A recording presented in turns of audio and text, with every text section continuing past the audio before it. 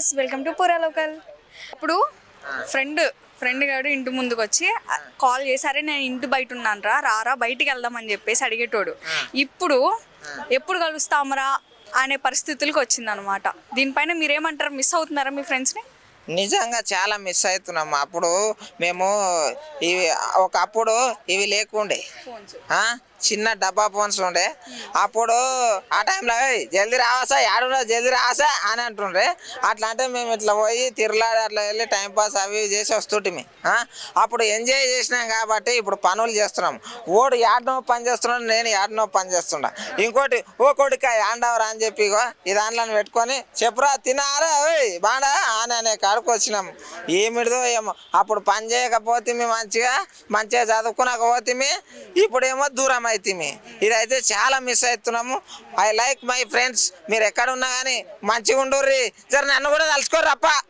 ఇంట్లో చిన్నప్పుడు అమ్మ నాన్న ఒరే ఎప్పుడు చూసినా ఇంట్లో పడే ఉంటావారా, ఏదో పని చేసుకోవచ్చుగా అనేటోళ్ళు.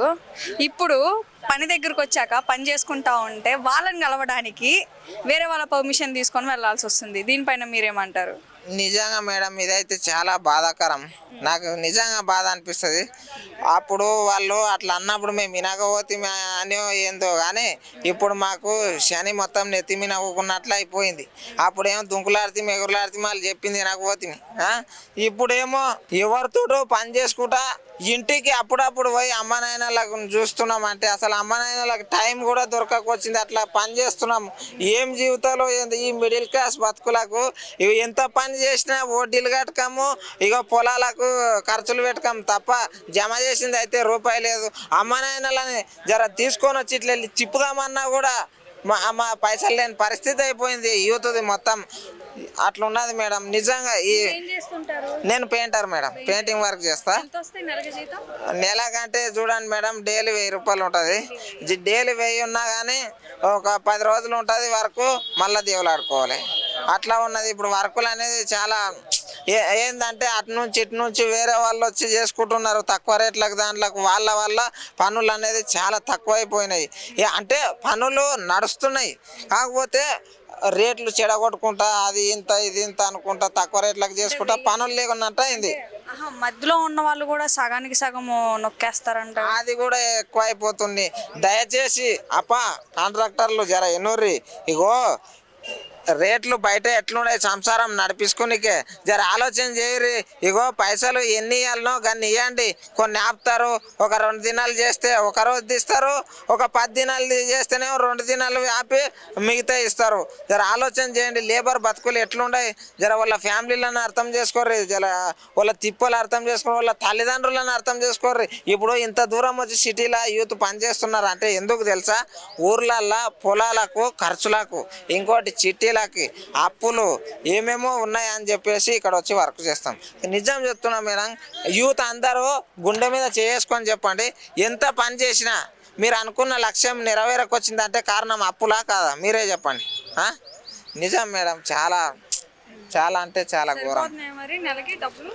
ఎక్కడ మేడం రూమ్ రెంట్లే 4-5 వేలు. ఒక సింగిల్ రూమ్ తీసుకుంటే 4,000 ఉన్నది. రూమ్ రెంట్కే 4,000 పోతే మనం కూరగాయలు అవి ఇవి తెచ్చుకొని ఇంటికి పంపించాలంటే ఇంటికి పొలానికి ఖర్చులకు వేస్తేనేమో పొలం అయిన తర్వాత అవి తీసుకొని పోయి అమ్మేసిన తర్వాత ఆడ అమ్మే కాడ చక్కగా ఖర్చు ఉండదు, చక్కగా ఎక్కువ రేటు ఉండదు. ఏం చేస్తాం? అసలు రైతుగా మా నాన్నోళ్ళు కష్టపడి పైకి రాలే, వాళ్ళకు మేము హెల్ప్ చేసుకుంటాం, మేము పైకి రావట్లేదు. దయచేసి జరా మా రైతు కోసాలు కూడా అర్థం చేసుకుని, నేను రైతు బిడ్డనే. చెప్పండి. మళ్ళీ ఇప్పుడు ఈ రోజున కూడా చాలా మంది సిటీలకు వచ్చి మరి తల్లిదండ్రులు చెప్పే మాటలు కూడా వినకుండా తప్పుదారిలో పోయే వాళ్ళు కూడా చాలా మంది ఉన్నారు కదా. ఇప్పుడు కొంతమంది ఎట్లున్నారంటే ఫీజులు కట్టుకునికే లేని పరిస్థితి. ఇప్పుడు ఫీజులు ఎట్లయినాయి మేడం? అప్పుడు అంటే ఒక 2,000, 3,000, 4,000 ఉండే. ఇప్పుడు 10,000 అట్లా దాటిపోయినాయి. అటువంటి ఫీజులు కట్టుకునికేం బయట జాబ్ చేస్తే, పార్ట్ టైం జాబ్ చేస్తే కూడా సరిపోకొచ్చినాయి పైసలు. వాళ్ళ హాస్టల్ ఫీజులకే సరిపోకొచ్చినాయి. వాళ్ళు తప్పుదారిలో ఇంకేం చేస్తారు చెప్పు. దయచేసి ఒక మాట వినండి యూత్. తప్పుదారుల అవి ఇవి దొంగతనాలు అవి ఇవి చేస్తున్నారు కొంతమంది. అటువంటి దారులలో పోకూరి. ఏంటంటే వీళ్ళు హైదరాబాద్ సిటీలోకి వచ్చేది కూడా తల్లిదండ్రులను చూసుకోవడానికి, సంపాదించి డబ్బులు పంపించడానికి. కానీ ఇక్కడికి వచ్చిన తర్వాత అంత రూట్ వేరేదైపోతుంది. ఎక్కడ మేడం ఇప్పుడు ఏందంటే ఒక వ్యక్తి బతకడానికి తప్పు చేస్తున్నాడు. ఏందంటే వాళ్ళకి తగినంత పని లేకుండా అయిపోయింది. పని ఉన్న దగ్గరనేమో పైసలు లేకుండా అయిపోయినాయి. ఇప్పుడు 20 రోజులు ఒకటి పని చేయించుకుంటాడు, వాడు 5 దినాల పైసలు ఇస్తాడు, మిగతా ఇది రాగిస్తా అంటాడు. వాడిని ఇల్లు ఎట్లా గడవాలి? వానికి అసలు ఆ రూమ్ కిరాయికే సరిపోతాయి అవి. వాడు ఎట్లా తినాలి, ఏం చేయాలి? అసలు వాని ఇంటికి తిరుగుకుంటూ ఉండాలి డబ్బుల కోసం మిగతా రోజులు. అట్లా ఉన్నది. అందుకోసమని అసలు యూత్ చాలా చదువుకున్న వాళ్ళ పరిస్థితి ఇట్లున్నది. ఇప్పుడు సాఫ్ట్వేర్ ఎంప్లాయీలు వాళ్ళు ఉన్నారు కదా, వాళ్ళది కూడా ఎట్లున్నదంటే వాళ్ళు ఎంత కంప్యూటర్ ఒత్తుకుంటున్నా వాళ్ళకి ఈపులు వస్తాయి, పూసలు వస్తాయి, అన్నీ వస్తాయి. ఇప్పుడు వాళ్ళ బాధలు వాళ్ళకని వాళ్ళు ఎన్ని అప్పులు చేసుకుని ఉంటారు. ఒక విల్లా కట్టడానికి పెద్ద పెద్ద ఇల్లు కట్టినావు నువ్వేం రాబాయ్ అది ఇది అని. అంతా అప్పుల కుప్పనే. ఎవ్వరు ఈడ సుఖంగా బతకకొచ్చిర్రు అంతే. అంటే బతకడానికి తప్పుదారుల్లో పోవడం తప్ప ఏం లేదంటారు ఇక సిటీకి వస్తే. ఏమిటిదంటే దయచేసి యూత్ నా మాట ఎన్నుర్రి. ఒక అడ్డా మీద పని అయినా పర్లేదు చేయండి, ఇక్కడ వాచ్మెన్ డ్యూటీ ఉన్నా చేయండి.